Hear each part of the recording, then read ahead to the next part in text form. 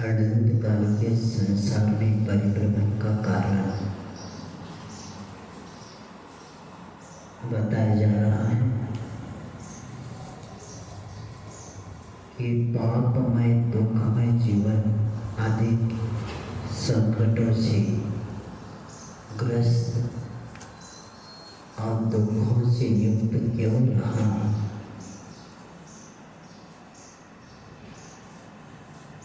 बताया गया है मिथ्यात्व के कारण ही अनंत काल से हम परिभ्रमण करते आ रहे हैं और इसी के कारण जन्म और मरण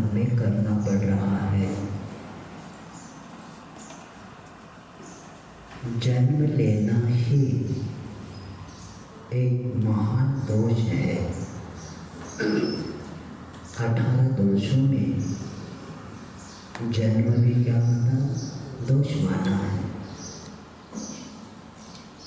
क्योंकि दोषी ही जन्म लेता है, निर्दोषी जन्म नहीं लेता। क्योंकि हमारे भगवान 18 दोषों से रहित है, इसलिए तो जन्म नहीं लेते। और हम दोषों के कोश है, इसलिए बार बार हमें जन्म लेना पड़ता। लक्ष्य भी बनाते हैं, लेकिन तुरंत प्रभावित भी हो जाते हैं दूसरी जगह। उसके कारण क्या होता है, यहाँ से जो प्रवचन सुनते लगता है यहाँ पे कुछ नहीं चाहिए, बाहर जाते ही जैसे हाथी को मोती साबुन से भी धोआ जाए तो बहुत हाथी एकदम साफ सुथरा हो जाता है। और ऐसा हाथी जब उस तालाब से बाहर आता है, तुरंत मिट्टी उठा के, आदत है उसको पूर्व संस्कारवश। उसी तरह ऐसे जन्म मरण से छूटने का लक्ष्य बनाना ही हर जीव का लक्ष्य होना चाहिए। और इसलिए जीव का लक्षण बता के आए हैं। अपना परिचय ज्ञान दर्शन के साथ ही है। हमारी आत्मा जो है वो उपयोगवान है आत्मा, यानी चैतन्य के अनुसार करने वाला जो परिणाम है वही उपयोग है। और हमारा उपयोग अगर अच्छा समीचीन हो जाए तो हमारे ज्ञान और दर्शन में कोई विकास करने के लिए बहुत हमारे परिणाम कार्यकारी हो जाएंगे। और इसलिए हम जो जीव को छोड़ के बाकी के जो द्रव्य है 6 द्रव्य में से जीव को छोड़ के जो 5 द्रव्य है ये अचेतन है। और अचेतन द्रव्यों से हम प्रभावित होने के कारण हमारी आत्मा चेतन होते हुए अचेतन हो जाती है। क्योंकि हमने जीव का तो लक्षण जाना, बाकी के द्रव्यों को लक्षण भी जाने, लेकिन तो भी हम प्रभावित क्यों होते मालूम? इंद्रियों के कारण प्रभावित होते हैं। इसलिए दुख का मूल इंद्रिय का असंयम, आपत्ति का कारण इंद्रिय का असंयम। थोड़ा सा संयम की थोड़ा सा अभ्यास करेंगे ना, बाहर का प्रभाव पड़ता ही नहीं। लेकिन हम बाहर के वातावरण को देख के स्पर्शेंद्रिय, रसनेंद्रिय, घ्राणेंद्रिय, चक्षुरेंद्रिय, कंद्रिय, कर्णेंद्रिय इससे इतने प्रभावित हो जाते, उसके अधीन हो जाते। उसके अधीन होती है आत्मा भी पराधीन हो जाता है। इंद्रियों के अधीन होना आत्मा को पराधीन करना, स्वाधीनता को प्राप्त कर ही नहीं सकता। और जब आत्मा पराधीन हो जाती है तो उसके नियम से पिटाई हो जाती है। क्योंकि अग्नि ने संस्कार की यानी अग्नि ने संगति किया लोहे की, तो पिटाई किसकी?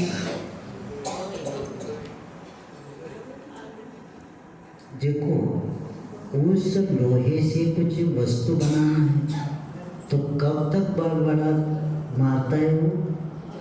जब तक अग्नि तक तो मारता है, और अग्नि उसमें नहीं तो मारता, वो होगा ही नहीं परिणाम। तो उसी तरह आत्मा शरीर का आधार लेते ही क्या हो जाता है? आत्मा की पिटाई हो जाती है। किसके निमित्त से? शरीर के निमित्त से आत्मा की पिटाई हो जाती है। तो इंद्रियों के अधीन जाती ही आत्मा क्या हो जाता है? वो कहता है नहीं, अब क्या करो, अब वो गया ही हुआ, तो वो क्या करता है? पराधीन कर देता है। इसीलिए कहा गया है कि जब तक हम हमारे संयम नहीं रखते तब तक आत्मा का कल्याण होता ही नहीं। और इसीलिए हम ज़्यादा आवश्यकताएं हमारी जितनी ज़्यादा बढ़ेगी उतनी इंद्रियों का व्यापार भी बढ़ेगा, और जितनी आवश्यकताएं कम होगी उतनी हमारे इंद्रियों का व्यापार कम होगा, क्योंकि इंद्रियों के पीछे ही असंयम होता है, और असंयम होने के कारण आत्मा के लिए कर्म बंध के नए नए साधन हम अपनाते रहते हैं। तो इसलिए जो बुद्धगल धर्म अधर्म आकाश और काल ये अचेतन द्रव्य है, और जीव का स्वरूप इनसे क्या है? भिन्न है। ये नहीं जानने के कारण अपनी पहचान आत्मा के साथ नहीं, अपनी पहचान पर्याय के साथ,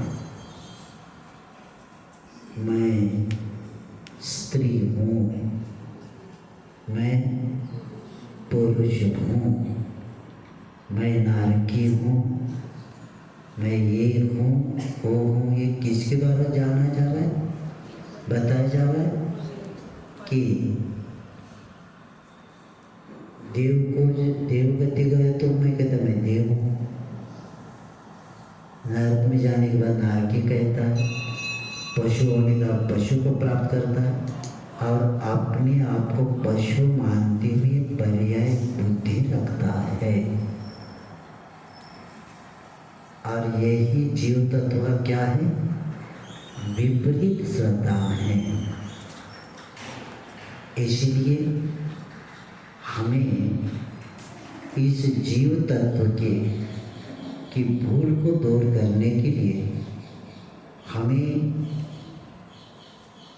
विचार भी करना पड़ेगा, और विचार करेंगे ना, चिंतन करेंगे तो नियम से आपकी पर्याय बुद्धि जो है, क्योंकि कल अंत में बताकर आए हैं, सम्यक दर्शन की व्याख्या शांति सागर महाराज जी ने समय सार के वाचना करते हुए 1955 में यही कहा था कि सम्यक दर्शन, क्योंकि पात्र के अनुसार सम्यक दर्शन की व्याख्या बुद्धि है।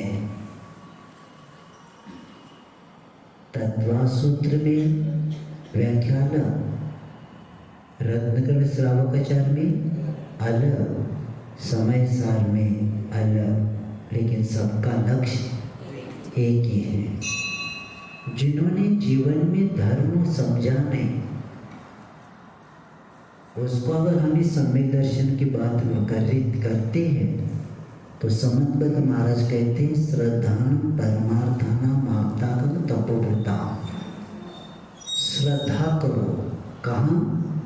वीतरागदेव, निर्ग्रंथ गुरु और सिद्धांत शास्त्र के ऊपर। क्या करना पड़ेगा? श्रद्धा किए बिना आपको सम्यक दर्शन हो ही नहीं सकता। और ये होते ही थोड़ा सा परिपक्वता आ गई तो कहते तत्वा श्रद्धा सम्यक दर्शन। क्यों कहा? क्योंकि देवगुरु शास्त्र में ही 7 तत्व आते हैं, लेकिन तत्व शब्द कहने से थोड़ा सा क्लिष्ट लगेगा, इसलिए श्रद्धा के स्थान पहला योग्य बनाना पड़ेगा। अगर श्रद्धा का स्थान हमारा ठीक नहीं है तो आपका आगे का विकास 3 काल में नहीं होगा। वह पहला ठीक होना चाहिए। कौन होना चाहिए? जो भी देव के ऊपर श्रद्धा करे वो परमार्थ होना चाहिए, प्रपंच से संबंधित नहीं होना चाहिए। तो परमार्थ देव कौन होते हैं? वीतराग देव होते हैं। बाकी के कपड़े वाले देवगति के देव होते हैं, वो तो परमार्थ में आते ही नहीं।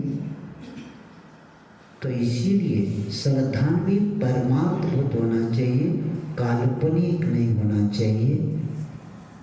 और इसीलिए क्योंकि कल्पित देव देवता शास्त्र बहुत है, लेकिन आचार्य कहते हैं श्रद्धा आपका परमार्थभूत हो और तब जाकर क्या हो जाएगा? आपका सम्यक दर्शन के पात्र बनेंगे।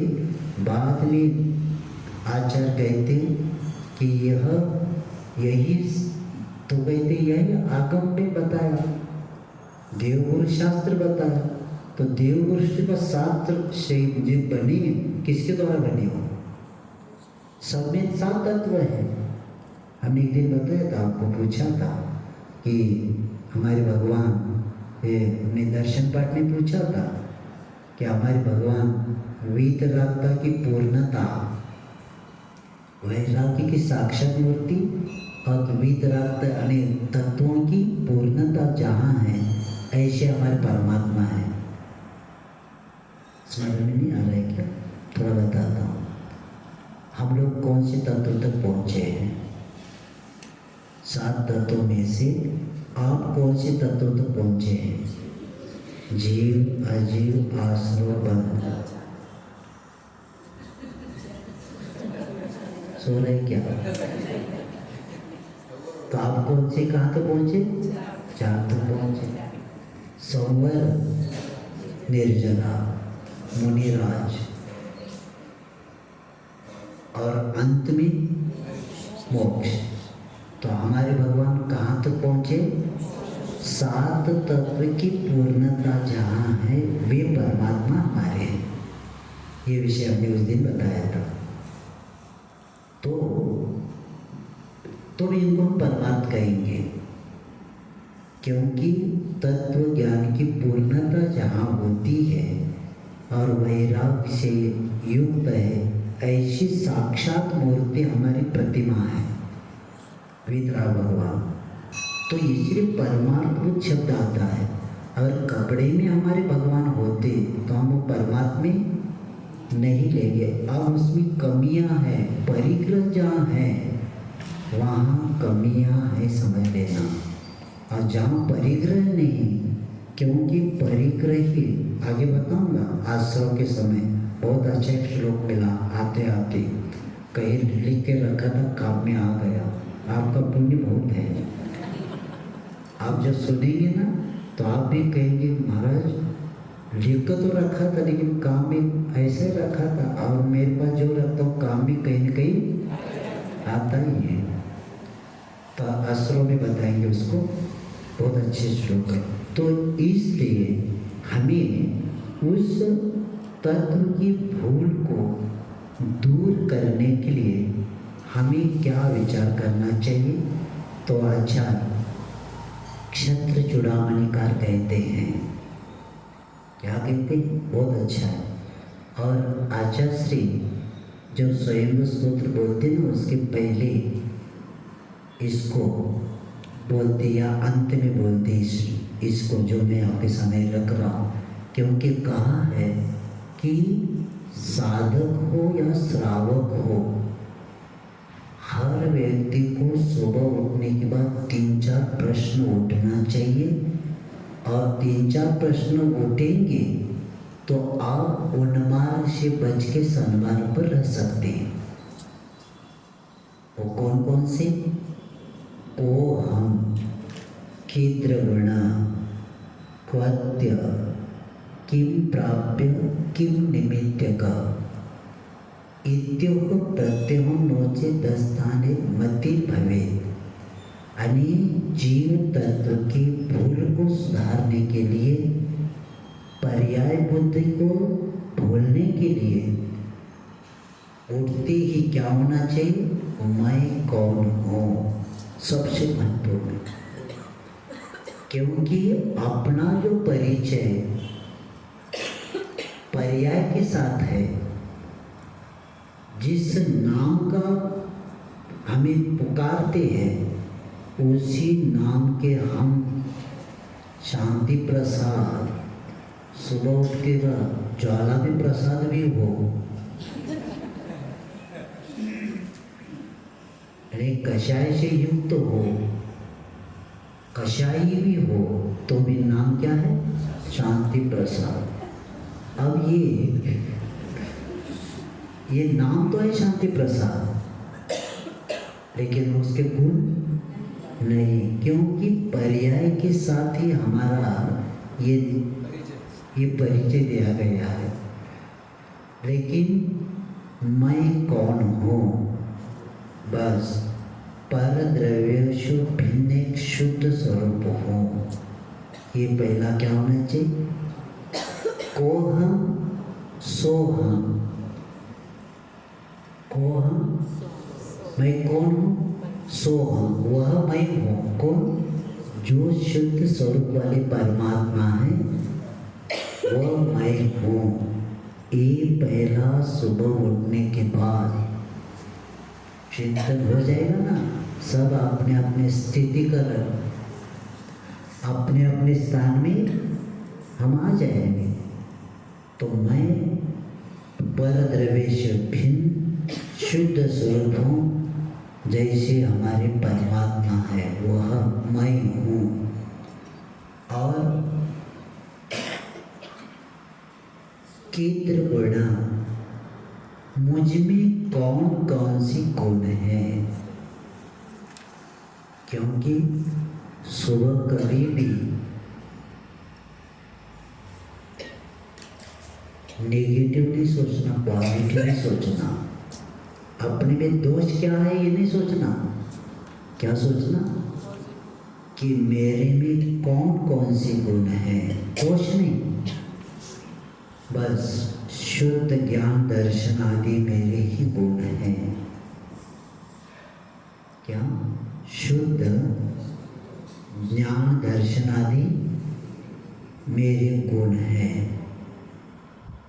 और ये भाव, क्योंकि मैं चैतन्य स्वरूप आत्मा हूँ, मैं ज्ञान दर्शन सुख आदि अनंत गुणों का पुंज हूँ।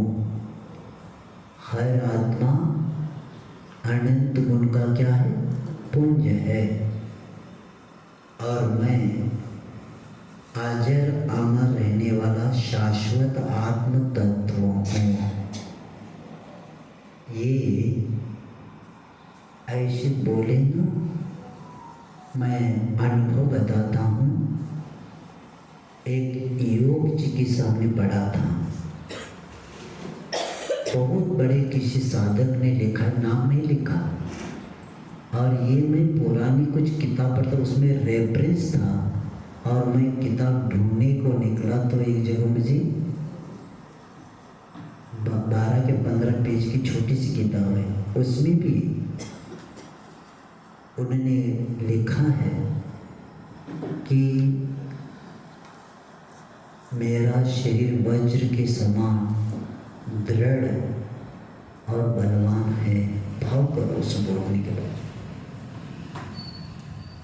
मेरे हाथ, मेरे पैर, मेरे पूरे शरीर के स्नायु सशक्त और बलवान है। मेरे शरीर में एक भी भाग में रोग नहीं है। और चौथा विषय लिखा है कि मेरा शरीर अनंत चैतन्य शक्ति से परिपूर्ण है। ये शब्द लिखने के और इसका चिंतन करने के बाद कितनी भी आपके पास कमजोरी हो सब निकल जाते। तो उसी तरह मेरा मैं अनंत सद्गुणों का पुंज हूँ, ये भाव करना ही है। और मैं अजर अमर रहने वाला एक शाश्वत आत्म तत्व हूँ।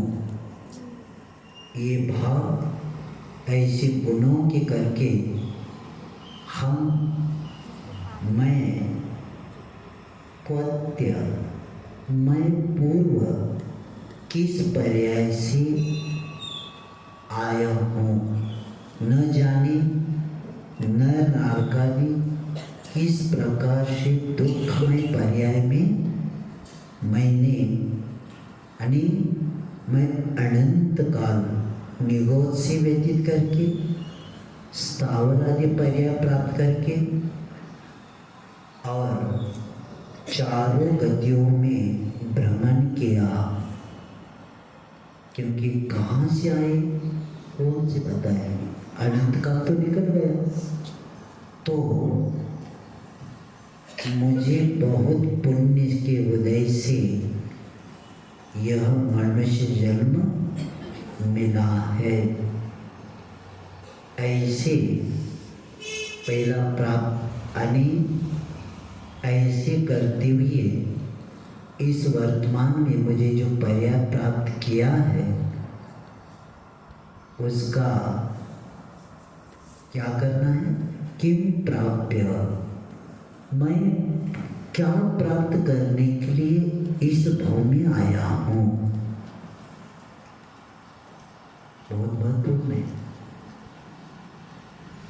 लक्ष्य ही नहीं है, भटक जाओगे। जैसे सांसारिक क्रिया करते समय हमारा कुछ न कुछ लक्ष्य है तो हम वो क्रिया करते हैं और उसको पूर्ण भी करते हैं। तो उसी तरह आचार्य कहते हैं किम प्राप्य किम निमित्तकम्, यानी इस पर्याय में हमें क्या प्राप्त करना है। तो रत्नत्रय रूप धर्म करना है, न कि विषय भोग प्राप्त करना है। मुझे क्या प्राप्त करना है, रत्नत्रय रूपी धर्म को प्राप्त करना है, न कि विषय भोगों को प्राप्त करना है। क्योंकि विषय एक ऐसा शब्द है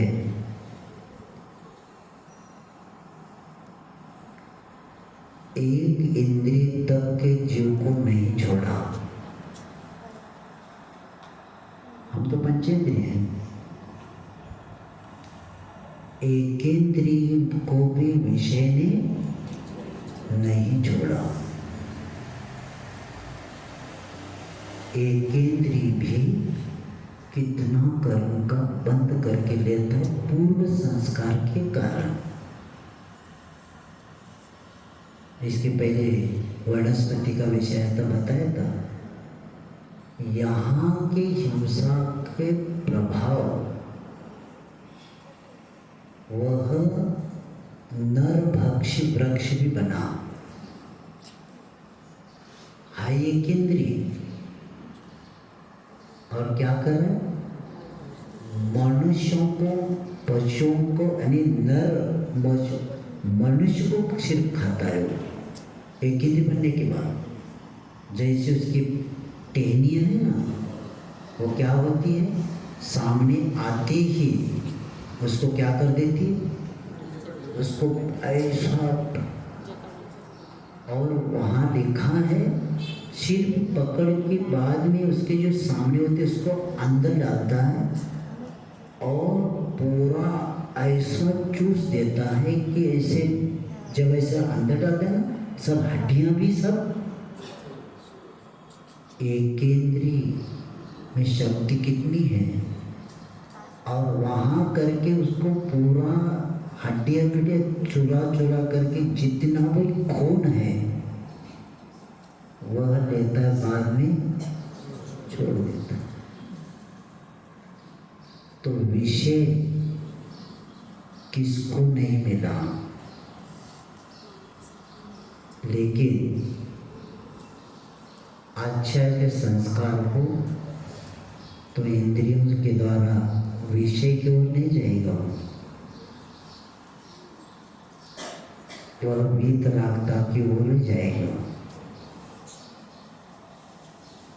और जड़ बताया था आपको, यहाँ परिग्रह का मोह करने वाला अगर एक इंद्रिय बन जाए तो उसकी जड़ें वही जाएगी जहाँ सोना आदि रखा है। और देखो वहाँ भी जाकर भी और कर्म का बंद करना है। इसीलिए आचार्य के शब्द हैं, अंतिम भव है कल्याण का, इस समय नहीं होगा तो दुर्गति सामने खड़ी है। इसीलिए सावधान होना ही है,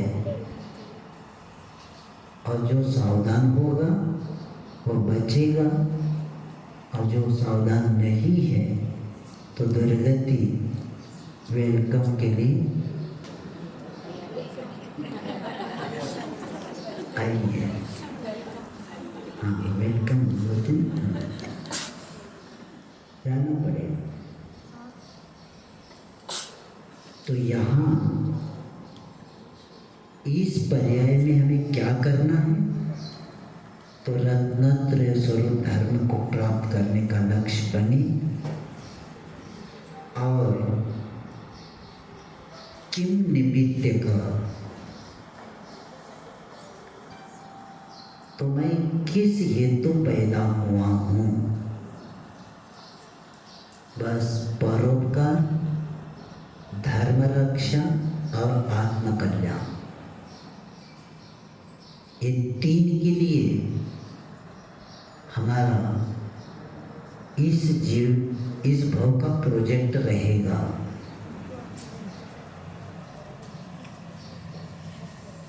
क्या रहेगा? परोपकार, क्योंकि हमारे तत्व सूत्र में यही पहला बात है, परस्पर ब्रह्मो जीवाना। परोपकार और धर्म की रक्षा। धर्म की रक्षा करने से क्या होगा महाराज? धर्मो रक्षति रक्षिता। धर्म की रक्षा करेंगे तो धर्म आपकी सुरक्षा नियम से करेगा, तो वह धर्म रक्षा और आत्म कल्याण का ही हेतु हमारा रहेगा।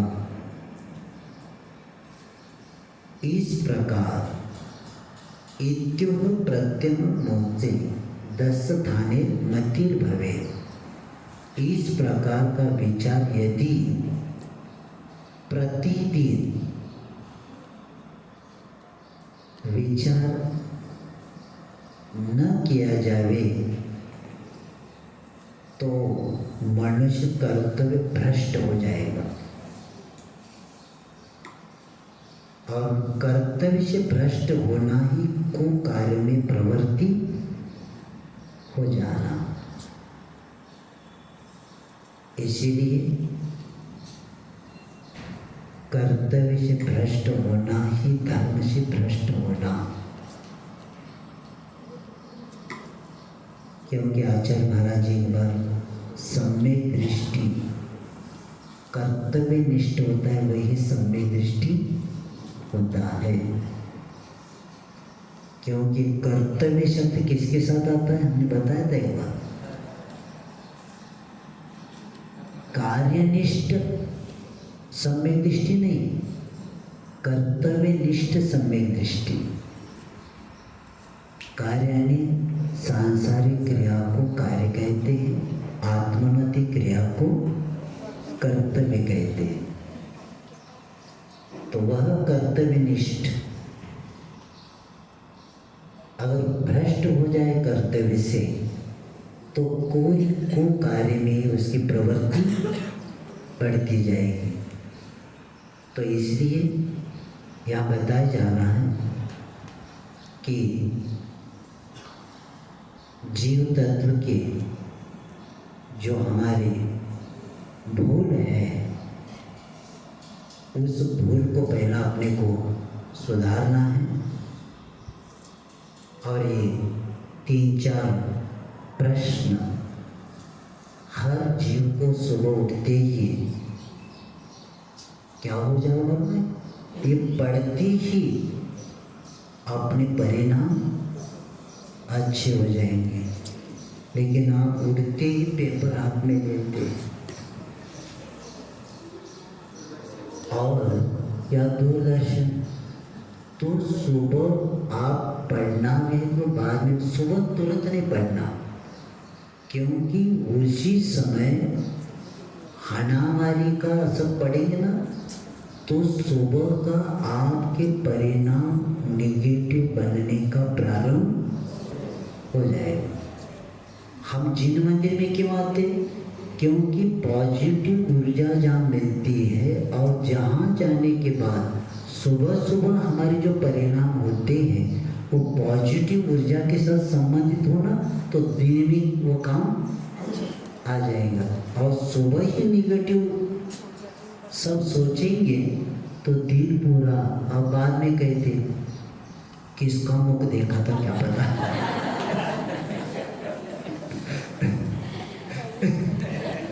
अब किसका मुख देखा था क्या, किसका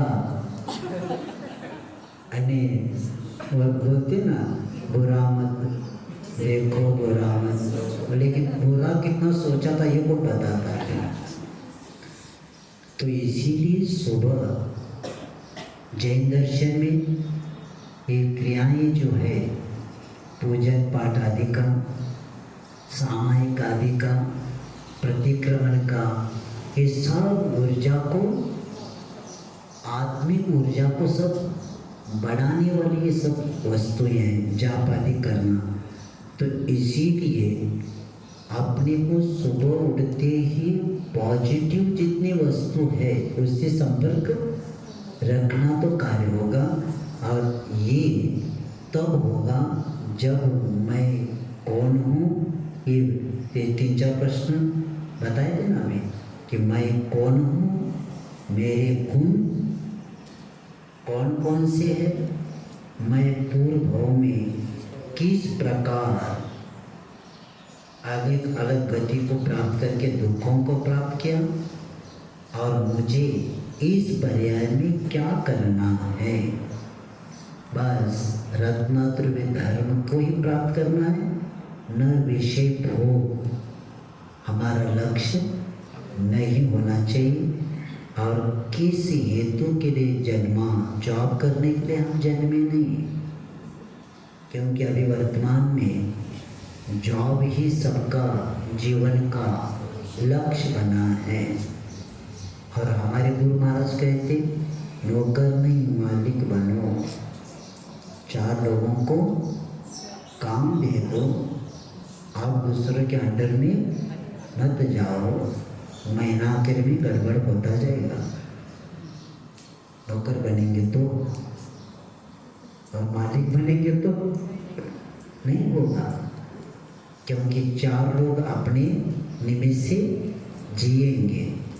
तो किस हेतु पैदा हुई? परोपकार, धर्म रक्षा और आत्म कल्याण। अंतिम हमारा लक्ष्य आत्म कल्याण ही रहेगा। और इतना उसके करने के लिए ज़्यादा हम समय, इतनी साधना नहीं, तो बाहर आते ही परोपकार। शांति सागर महाराज जी एक बार कहीं पढ़ा था, जब मैं श्वास लेता हूँ तब अपने आत्मा के बारे में सोचता हूँ, जब उच्छ्वास करता हूँ तो जीवों के बारे में सोचता हूँ। क्या शब्द है! यानी श्वास लेना, अपने कल्याण के बारे में सोचना, उच्छ्वास छोड़ते ही जीवों के कल्याण के बारे में, क्योंकि श्वास रोक नहीं सकते ना। तो उसी तरह साधना में सदा नहीं हो सकते, जब भी बाहर आएंगे तो जीवों की कल्याण की भावना। इसलिए तो तीर्थंकर प्रतीक को बंद किया जीव ने, किसके कारण? दूसरों की कल्याण की भावना भाने, प्राणी मात्र की कल्याण की भावना भाने वाला तीर्थंकर प्रकृति का बंद करता है, और दूसरे के कल्याण की भावना भाता है, वह निस्वार्थी होता है। स्वार्थी व्यक्ति कभी कल्याण की भावना नहीं बहा सकता, उसके लिए भी बहुत बड़ी साधना चाहिए। तो इस प्रकार विचार करके जो जीव तत्व की जो भूल है उसको हम क्या कर सकते? ठीक रख सकते। और ऐसे हमारे जितना भी पर पदार्थ से हमारा संबंध है वह किस काम का, क्योंकि ये सुत मेरा है, यानी पुत्र मेरे हैं, मैं सुखी हूँ, मैं दुखी हूँ, ये जितनी भी शब्द है, मैं गरीब हूँ, श्रीमंत हूँ, ये पर्याय के साथ है, आत्मा के साथ इसका कुछ भी संबंध है ही नहीं। ये अपने अपने कर्मों के कारण हुआ है। इसलिए आए थे दर्शन पाठ में, सचितोपि दरिद्रोपि जिन धर्मे निवासिता। क्या कहा? चक्रवर्ती पद मिला मुझे, लेकिन धर्म नहीं मिला, तो चक्रवर्ती पद किस काम का? मुझे गरीब परिवार में भी जन्म हुआ तो चलेगा, लेकिन क्या मिलना चाहिए?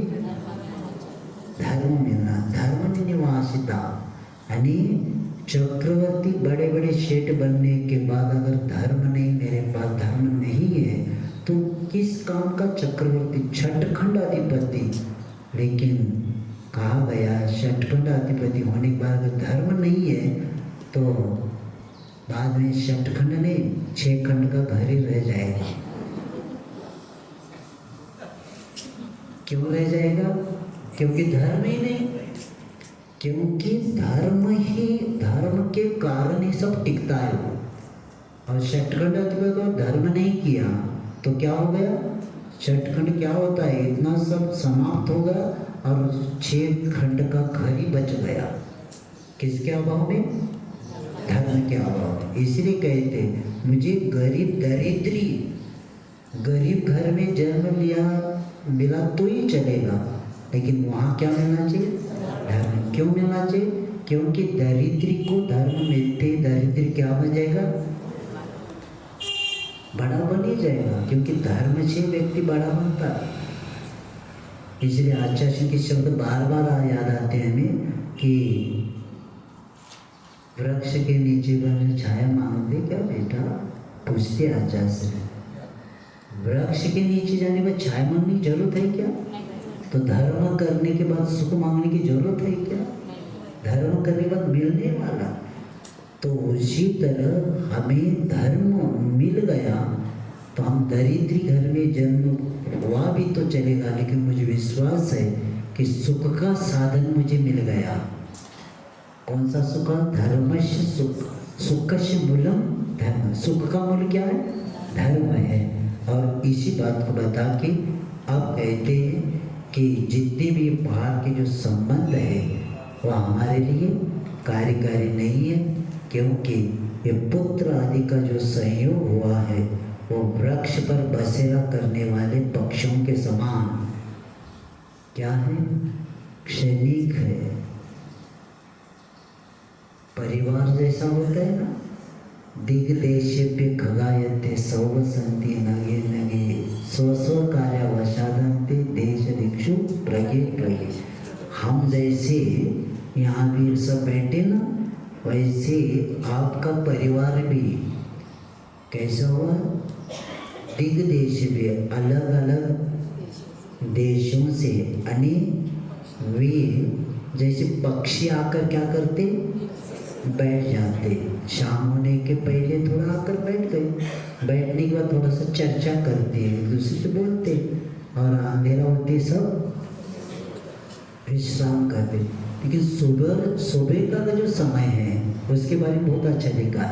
कि वे बसेरा करने वाले पक्षियों के समान क्षणिक है और स्व कार्यवशादान्ते, अपने अपने कार्य के लिए जैसे पक्षी सोते समय तो चर्चा करके सोए, लेकिन सुबह एक दूसरे से बिना बोले, उसी तरह कोई रात को अटैक होकर चला जाता है,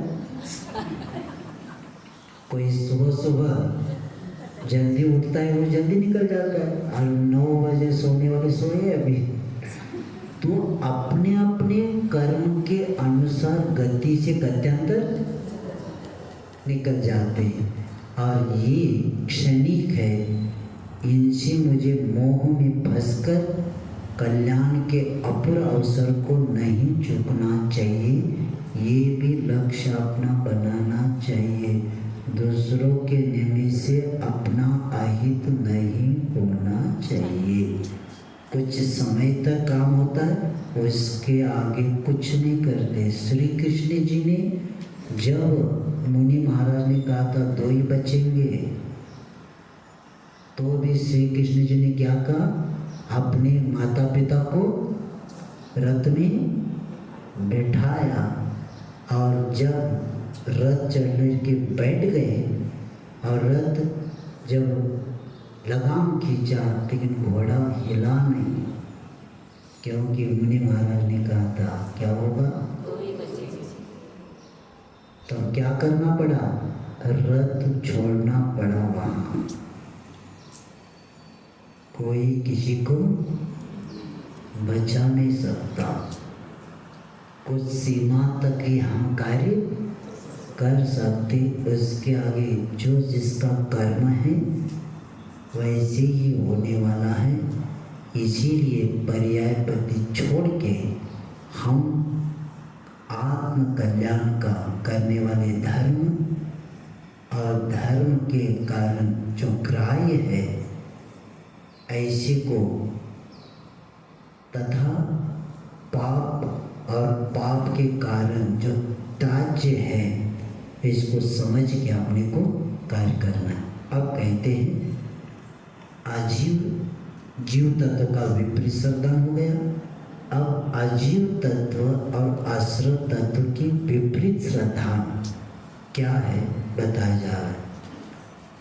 तन उपजत अपनी उपज जान,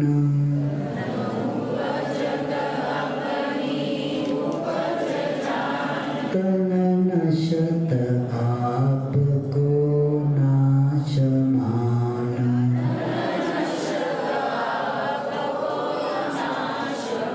रागादि प्रकट ये दुख देना,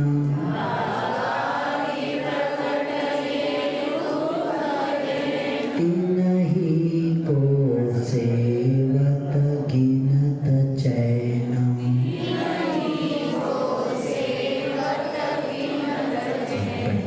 तन उपजत अपनी उपज जान,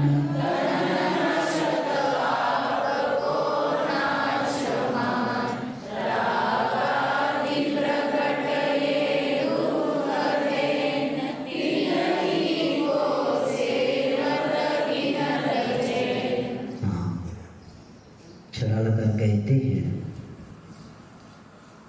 कि आजीव तत्व का विपरीत श्रद्धान क्या है और किसके कारण, मिथ्या दृष्टि मिथ्या दर्शन के प्रभाव से क्या मानता है, तन उपजत अपनी उपज जान, तन ने शरीर की उत्पत्ति होने को अपनी आत्मा की उत्पत्ति मानता है, और तन नशत आपको नाश जान, यानी शरीर के मरण को आत्मा का मरण मानता है। शब्द याद रखना। पहला क्या बताया, शरीर की उत्पत्ति को आत्मा की उत्पत्ति, और अपने आत्मा का अपने शरीर के मरण को आत्मा का मरण मानता है। तो इसीलिए पहला हमें ये ज्ञान होना चाहिए शरीर और आत्मा में क्या अंतर है। इसके बिना आगे का काम नहीं होगा। यानी शरीर नाशवान है, आत्मा अजर अमर है। शरीर मूर्तिक है, आत्मा अमूर्तिक है। शरीर जड़ स्वरूप है, आत्मा चैतन्यमय है। और शरीर अपवित्र है, आत्मा स्वभावतः अशुचिकाय रत्नत्रय पवित्र है। अब ये अगर ज्ञान हो तो हम समझ सकते हैं कि पुद्गल शरीर क्या है, पुद्गल है। और पुद्गल का अर्थ क्या है, पूर्ण गलन को क्या बोलते, पुद्गल बोलते। तो जो शरीर पुद्गल है तो नियम से क्या है, नाशवान है। तो इसलिए पहला हम शरीर तो मिला है, लेकिन ये भी याद रखना हमारा जो अपने को जो वर्तमान में शरीर मिला है, हर जीव को शरीर मिलता है, एक इंद्रिय से लेकर पंचेंद्रिय तक। तो देखो नारकी को भी शरीर मिला, देव को भी शरीर मिला, तिरेंच को भी शरीर मिला और मनुष्य को भी शरीर मिला। लेकिन तीन गति के शरीर से कभी भी मोक्ष नहीं होता। अगर मोक्ष होता है तो क्या मनुष्य गति के शरीर से ही क्या होता है, मोक्ष होता है। तो इसीलिए इस शरीर का हम जितना उपयोग करेंगे उतना, क्योंकि चंदन होता है, चंदन को जला भी सकते हैं और चंदन को घिस के सुगंधित भी बना सकते हैं। और चंदन घिसने के बाद खुद सुगंधित होता है, दूसरों को भी सुगंधि देता है। और वही चंदन जलाएंगे तो कोयला बनता है। यानी चंदन का सदुपयोग दुरुपयोग के अनुसार उसका महत्व हमें मालूम होता है। उसी तरह हमारे जीवन का सदुपयोग कितना होता है और दुरुपयोग कितना होता है। यानी विषय कषायों में शरीर को लगाना, शरीर को कोयला बनाना, और वही धर्म ध्यान में उपयोग में शरीर का लेना, यानी उपभोग में लेना कोयला बनाना और उपयोग में लेना चंदन जैसे सुगंधित खुद रहना और दूसरों को भी सुगंधित करना। क्योंकि संयम ही एक ऐसी सुगंध, ऐसी श्रृंगार है कि वह एक बार श्रृंगार करने वाला व्यक्ति कि खुद भी श्रृंगार करता है, कई लोगों को उस श्रृंगार से प्रभावित कर देता है। तो इसीलिए तन जो शब्द है, क्योंकि नीतिकारों ने कहा है कि संसार को विकसित भी कर सकते, जन्म जरा मृत्यु विकासनाय भी हो सकता है, और जन्म जरा मृत्यु विनाशनाय भी हो सकता है। कहा है ये, कहाँ से आया सब? पूजन में पहला द्रव्य चढ़ाते समय बोलते हैं, क्या बोलते? जन्म जरा मृत्यु विकासनाय विनाशनाय। हाँ, इसलिए मुझे, क्योंकि क्या है ध्यान भी जल रहे हैं ना, तो थोड़ा सा विकास है कि विनाश नहीं है, वो बाद में जैसे केवल ज्ञान डबल बोलना पड़ा, तो इसी तरह अभी भी करना पड़ा मुझे। तो नीतिकार ने कहा है, एनेव देहन विवेकहीना संसार बीजं परिपोषयन्ति, तेनेव देहन विवेक भाजा संसार बीजं परिशोषयन्ति।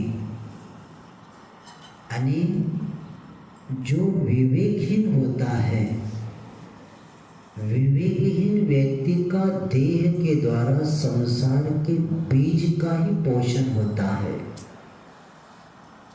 क्या करता है? आपने इस देह का विवेक से उपयोग नहीं करता तो उसके द्वारा संसार के बीज क्या पोषण होते जाए और बढ़ते जाएंगे। लेकिन तेने व देहन विवेक भाजा, और जो विवेकवान होता है वह संसार के बीज को क्या करता है? शोषयन्ति, परिशोषण, नष्ट कर देता है। इतना अंतर है दोनों में, सम्यक दृष्टि का शरीर और मिथ्या दृष्टि का शरीर में इतना अंतर है। यह आगे के भोग को कम करने का लक्ष्य बना के कर्म से बचने के लिए शरीर का उपयोग कर रहा है। और ये नहीं कहना हमारे पास शक्ति नहीं, सबके पास शक्ति भरी हुई है, बस धर्म करते समय ही सब बीमारियां आती हैं। लेकिन पंचेंद्रिय विषयों में कभी कमियां नहीं।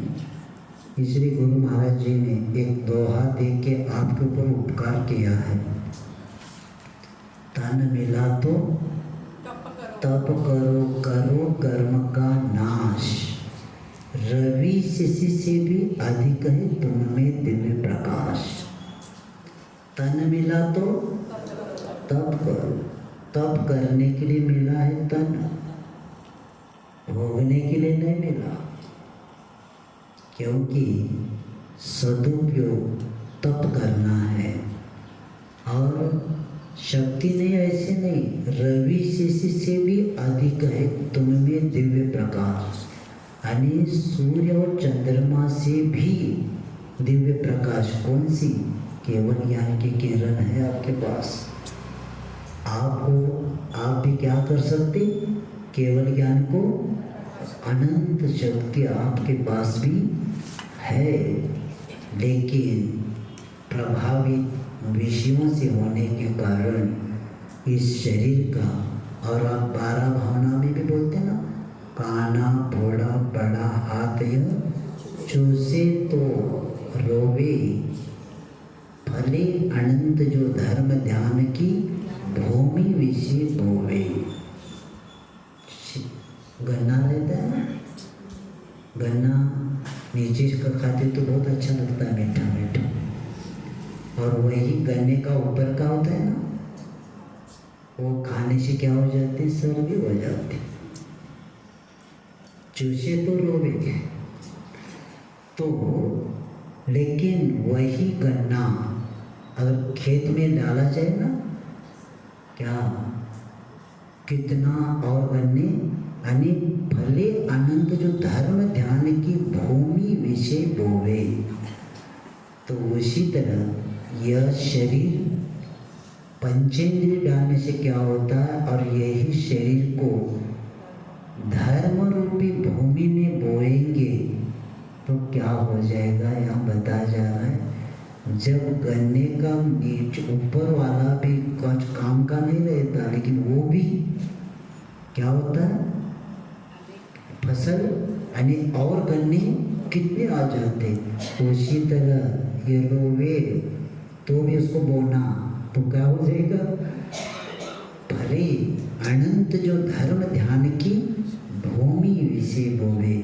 ये 12 भावना में हम पढ़ते हैं। इसीलिए प्रत्येक व्यक्ति में अनंत शक्ति रहती है, और हर तन में जो आत्मा है वह आत्मा क्या है? अनंत शक्ति वाला होता है, लेकिन हम उद्घाटन नहीं करते।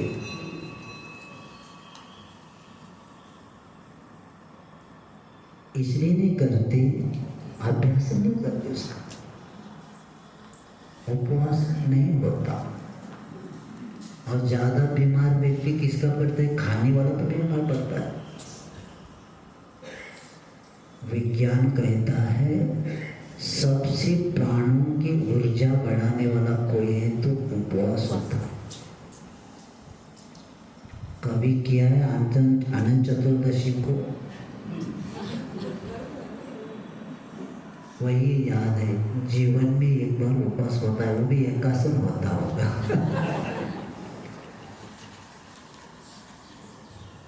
एक सूत्र आता है आयुर्वेद में, भाव उसके ये है, जठराग्नि अन्न को पचाती है और उपवास दोषों को पचाता है।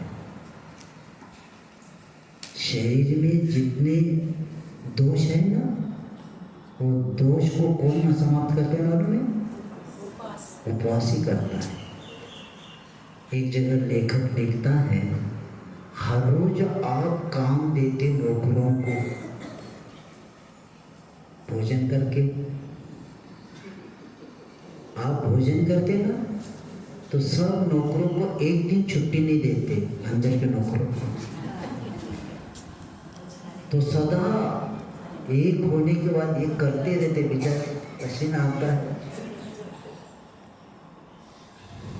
तो जिस दिन उपवास है उस दिन छुट्टी रहती है उनको, तो उस दिन अंदर का सारा कोड़ा कचरा निकालने का काम वो करते हैं। क्योंकि आपने 365 दिन में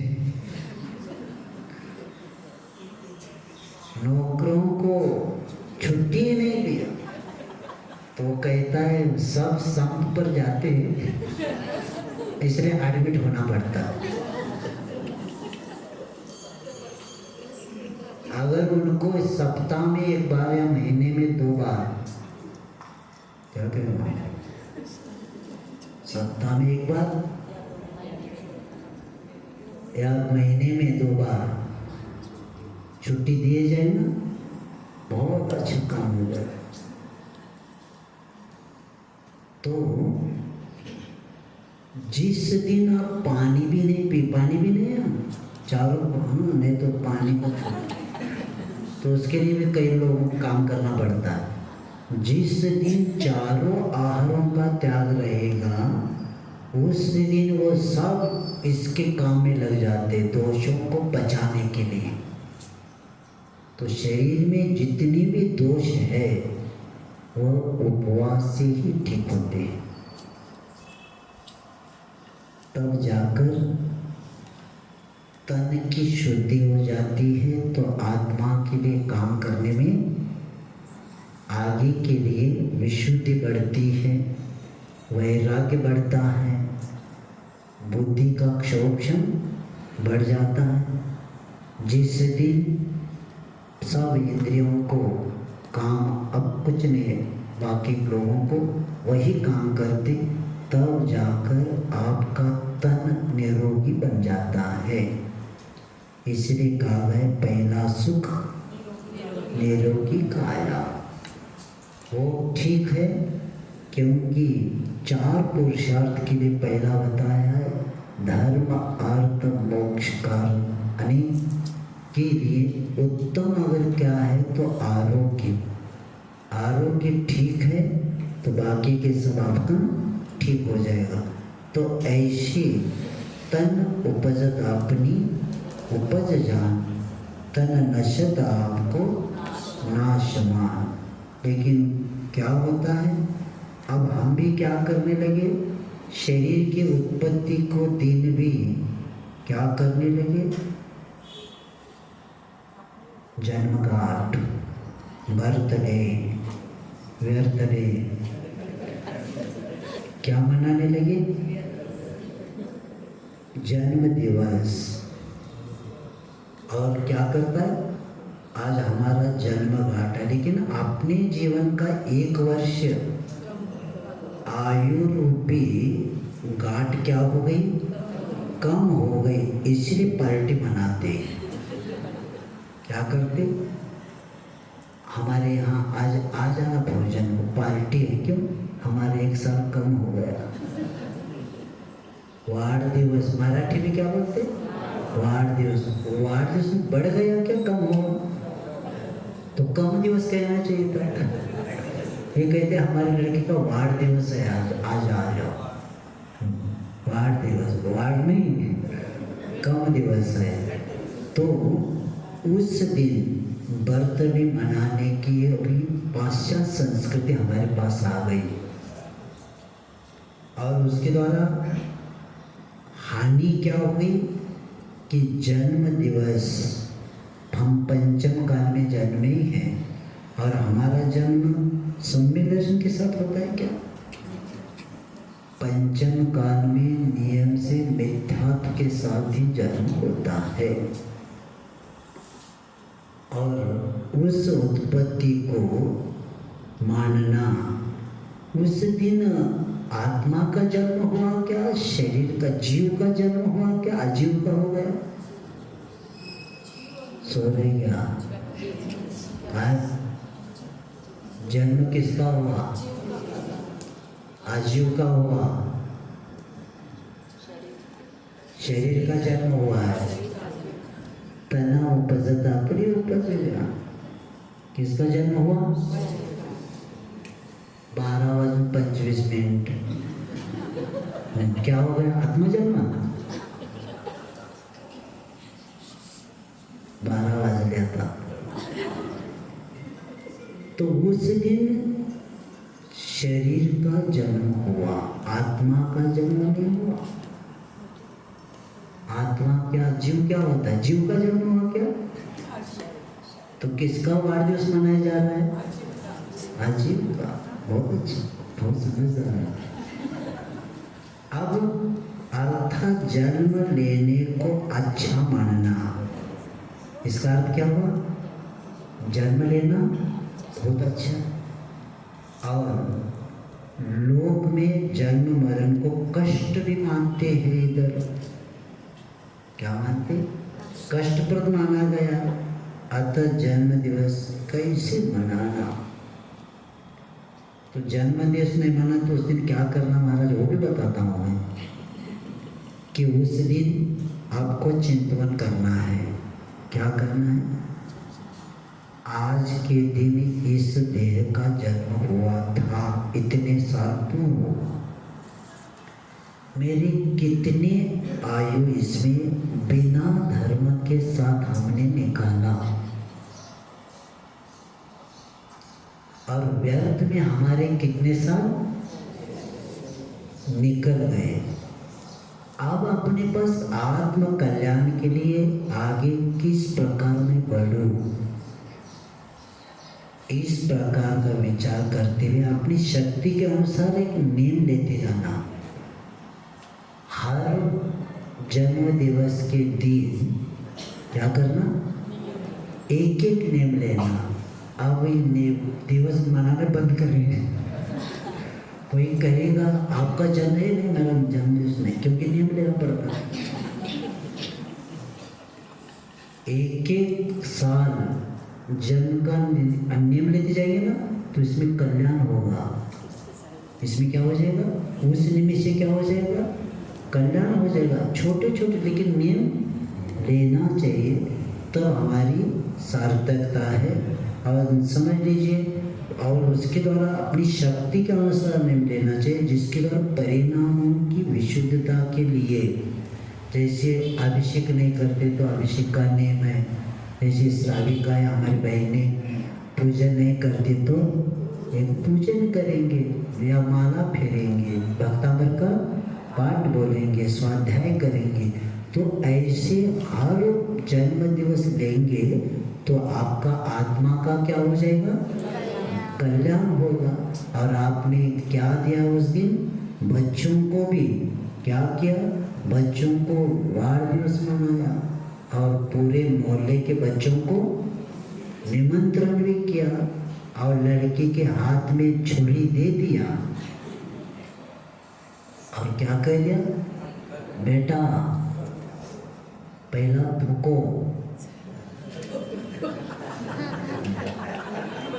2 सूत्र दिया उसको जीवन के विकास के लिए। 9 आए 9 सातों 9 मोमबत्ती, 10 होते 10, 12 है तो 12। हाँ बेटा फूको। वो कहते हैं मम्मी एक साथ फूकना चाहिए, कोई बचना नहीं चाहिए उसमें का। वो कहता है इतनी कैसे भी फूको, जोर से तुझे फूकना भी नहीं आ रहा है, ऐसा है। क्योंकि हमने उस दिन बताया बेटा कुल दीपक है हमारा, क्या है कुल दीपक। आप जहाँ जहाँ उजाला है वहाँ अंधेरा करना, मोमबत्ती बुझा के बस, कहीं भी उजाला नहीं होना चाहिए आपके द्वारा। आपके द्वारा हमारे कुल के दीपक हो, लेकिन सब जगह क्या करना, अंधेरा करना। एक पहला सूत्र। दूसरा काटो। मैं अभी गुनाह से आया, पहली बार मैंने सुना, अब वो बच्चे के आकार का केक बनने लगा, दादा दादी के आकार का, मम्मी पापा के आकार का केक बनने लगा। और वही बच्चों को पंचेंद्री को मारने का पाप लगा है उसने। दादा दादी का भी केक बनने लगा। ये सुनकर मुझे विश्वास नहीं हो रहा था। उसका मुकुटा बना जाता है केक का, और उसका आकार दादा दादी नाना नानी पापा पप्पी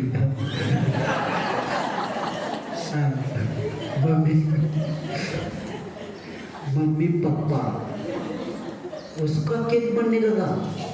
और इधर हमारे यशोदा चरित्र में बताया है, आटे का मुर्गा चढ़ाने के बाद कितने भाव तक दुख को भोगना पड़ा उस जीव को। आटे का मुर्गा चढ़ाया, वो कहता है मां मैं नहीं चढ़ा सकता, अहिंसा धर्म पालन। नहीं बेटा, उसके बिना राज्य चलेगा नहीं। कहते मैं नहीं करूँगा, हमारा राज्य चला जाए। तो कहते बेटा ऐसा करो, आटे का मुर्गा करके चढ़ाओ और भाव करो। सिर्फ आटे का मुर्गा चढ़ाया और भाव क्या, मैं मुर्गी आपको बलि चढ़ा रहा हूँ। उसके कारण उसको कहाँ का क्या नहीं बना वो जीव। और ये क्या हमने जब सुना, मैं कई लोगों को पहला पूछा ऐसा होता है महाराज। और ये सब हमारे पाश्चात्य संस्कृति से प्रभावित ये द्रव्य हिंसा भाव हिंसा जानते ही नहीं, और अपने नाती अपने बच्चों के हाथ से केक काटने लगे। और वो बाहर का लाया तो और गड़बड़, बाहर का बनेगा, अंडा रहेगा जो भी रहेगा, और बस सब हैप्पी बर्थडे टू यू कहेंगे। और काटने के बाद सबको थोड़ा थोड़ा अंडे का देंगे, क्योंकि मांस खाने वाला नहीं लग जाता है। पढ़ के आए अभी, अरे हमारे लड़की के साथ खेलने वाले भी लोग मिलना चाहिए ना, सब मोहल्ले के बच्चों को दे दिया थोड़ा, तो सो पूरा मोहल्ला। हमारा लड़का अकेला खेलेगा कैसे नरक में, उसके साथी भी होना चाहिए ना। तो सब मोहल्ले वालों को जाओ, सब वहीं जाओ, क्योंकि अकेला उसको परेशान हो जाएगा वो। तो इसका मतलब है इतना खतरनाक है ये। जब मैंने जो सुना है ना ये आकार के माता पिता की, तब से अपने को ऐसा लगा कैसे बताइए लोगों को क्या कर रहे हैं आप। द्रव्य हिंसा भाव हिंसा इसको जानो। इसका ज्ञान नहीं होने कारण सिर्फ भाव करने वालों जब हो जाता है तो आप आकार बना के उसमें दोनों भी आ गया, द्रव्य हिंसा भी हो गया, भाव हिंसा दोनों हो गए। कहाँ कर्म कहाँ पढ़ेंगे आप लोग, इसलिए सावधान हो जाना। तो आप कहेंगे महाराज हमारे बच्चों का मना करे तो महावीर जयंती क्यों मनाते, आदिनाथ जयंती क्यों मनाते? तो उसका भी उत्तर देता हूँ, घबराओ नहीं।